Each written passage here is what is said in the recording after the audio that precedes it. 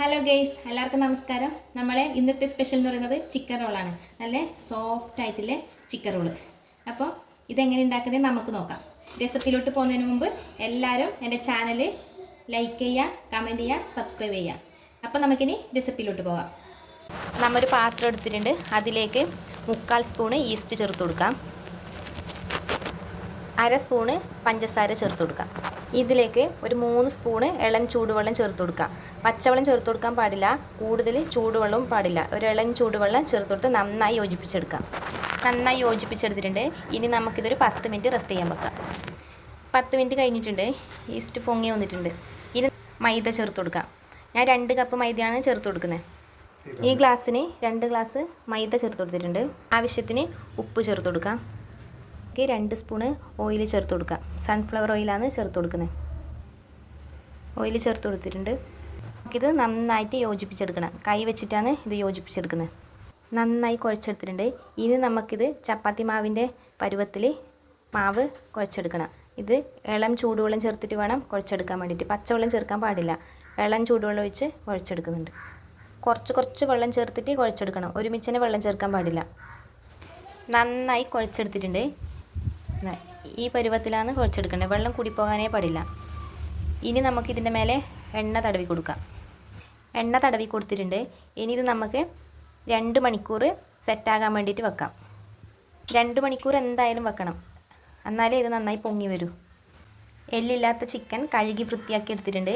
ഇനി നമുക്കിത് ഉപ്പും കുരുമുളകും മഞ്ഞൾപ്പൊടിയും ചേർത്ത് വേവിച്ചെടുക്കാം.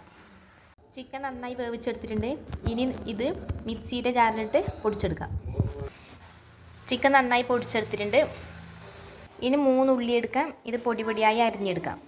ചോപ്പറിലിട്ടാണ് ഉള്ളി കട്ട് ചെയ്തെടുക്കുന്നത്.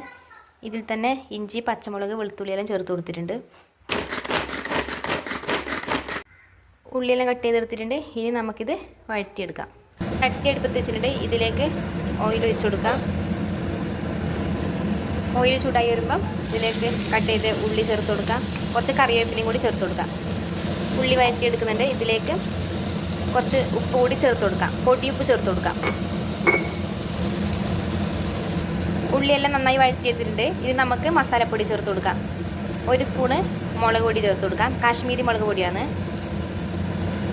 3/4 സ്പൂണ് മല്ലിപ്പൊടി, 1/2 ടീസ്പൂൺ മഞ്ഞൾപ്പൊടി, 1/2 ടേബിൾ സ്പൂൺ കുരുമുളക് പൊടി, 1/2 spoon chicken masala, 1/4 teaspoon garam masala. ഇനി നന്നായി യോജിപ്പിച്ചെടുക്കാം. നന്നായി യോജിപ്പിച്ചെടുത്തിട്ടുണ്ട്. ഇതിൻ്റെ പച്ചമണം മാറുന്നവരെ ഇത് വഴറ്റിയെടുക്കണം. മസാലപ്പൊടിയുടെ പച്ചമണമെല്ലാം മാറിയിട്ടുണ്ട്. ഇനി നമുക്കിതിലേക്ക് പൊടിച്ചു വെച്ച ചിക്കൻ ചേർത്ത് കൊടുക്കാം. ചിക്കൻ ചേർത്ത് കൊടുത്തിട്ടുണ്ട്. ഇത് മസാലയായി നന്നായി യോജിപ്പിച്ചെടുക്കാം. ചിക്കനും മസാലയെല്ലാം യോജിപ്പിച്ചെടുത്തിട്ടുണ്ട്. ഇനി ഇതിലേക്ക് ഇത് ഒരു കുഴഞ്ഞ രൂപത്തിലാണ് ഇതിൻ്റെ ഫില്ലിങ്സ് വേണ്ടത്. ഇതിലേക്ക് കുറച്ച് വെള്ളം ചേർത്ത് കൊടുക്കാം. അത് തിളച്ച വെള്ളം ചേർത്ത് കൊടുക്കണം. ഒരു 1/4 ഗ്ലാസ് ചൂടുവെള്ളം ചേർത്ത് കൊടുക്കാം. ഫില്ലിങ്സ് റെഡി ആയി വന്നിട്ടുണ്ട്. മല്ലിച്ചപ്പ് ആവശ്യമുള്ളവർക്ക് ഇപ്പോൾ ഇതിലേക്ക് മല്ലിച്ചപ്പ് ചേർത്ത് കൊടുക്കാം. എനിക്ക് മല്ലിച്ചപ്പ് ഇഷ്ടമില്ലാത്തത് കൊണ്ട് ഞാൻ ചേർത്ത് കൊടുത്തിട്ടില്ല. 2 മണിക്കൂർ കഴിഞ്ഞിട്ടുണ്ട്.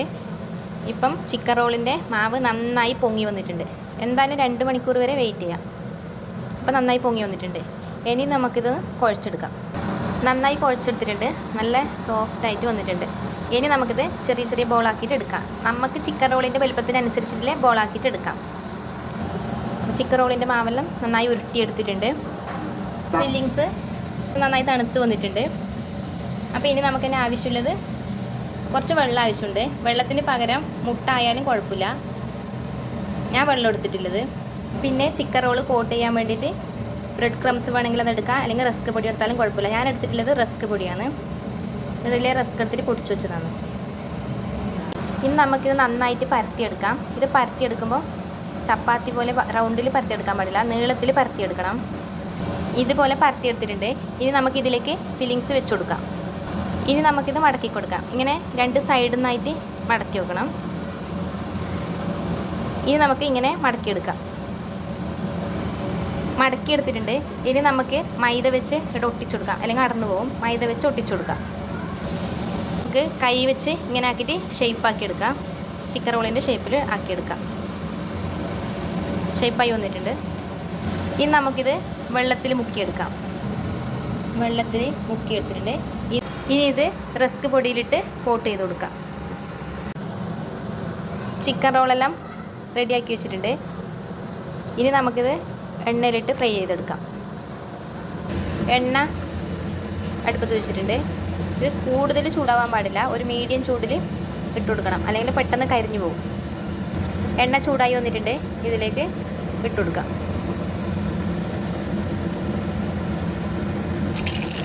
രണ്ടെണ്ണം വീതം ഇട്ട് കൊടുത്തിട്ടാണ് ഫ്രൈ ചെയ്തെടുക്കുന്നുള്ളത്. ചിക്കൻ റോളെല്ലാം ഫ്രൈ ചെയ്തെടുത്തിട്ടുണ്ട്. നല്ല അടിപൊളി ചിക്കൻ റോളായിട്ടുണ്ട്. ഇത് 2 കപ്പ് മൈദയും കൊണ്ട് 11 ചിക്കൻ റോളായിട്ടുണ്ട്. ഏകദേശം 1/2 കിലോ മൈദ ഉണ്ടാവും. 1/2 കിലോ മൈദയും കൊണ്ട് 11 ചിക്കൻ റോളുണ്ട്.